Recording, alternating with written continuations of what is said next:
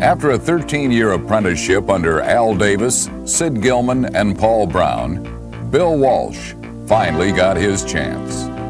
I think that was the most fortunate thing that life dealt to me, because over those years that I worked for other people, Paul Brown as an example, I developed the skills necessary to become a head coach.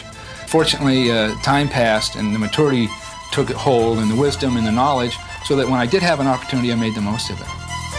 In just 3 years, Walsh molded a 2-14 loser into a Super Bowl champion. That achievement earned him a title too, genius.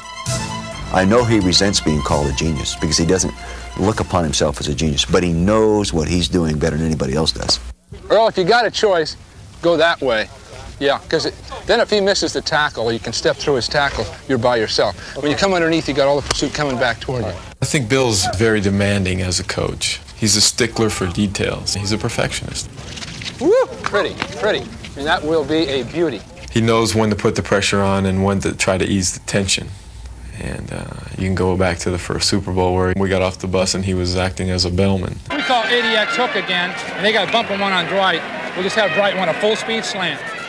I think Bill Walsh has the great talent of being able to pick out a weakness on a defense and attack it in a relentless, merciless fashion. He is almost vicious in his approach. Not a vicious person, not meant in a negative way, but Bill Walsh will concentrate on your weakness and kill you.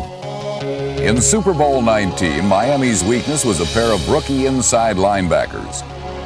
Walsh peppered them with short passes to number 33, Roger Craig, and won easily, 38-16. Walsh is a modern-day Merlin, a wizard often held spellbound by his own magic. Well, I'm spacey. I'll even be drawing diagrams with my finger on the restaurant table. My wife has even noted that my finger is moving in a diagram across her shoulder as I put my arm around her, so she knows that I'm somehow preoccupied during the season. With an imaginary pencil, he would be drawing plays on my back, and I would just look at him and say, well, did he score?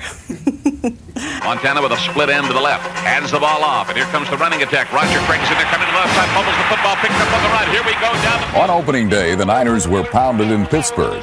Walsh seems to have his work cut out for him, a situation in which he always excels. He sets a standard, and we know what that standard is, as far as the standard of play and the standard of excellence, just being on the 49ers, which I believe shows all over the world.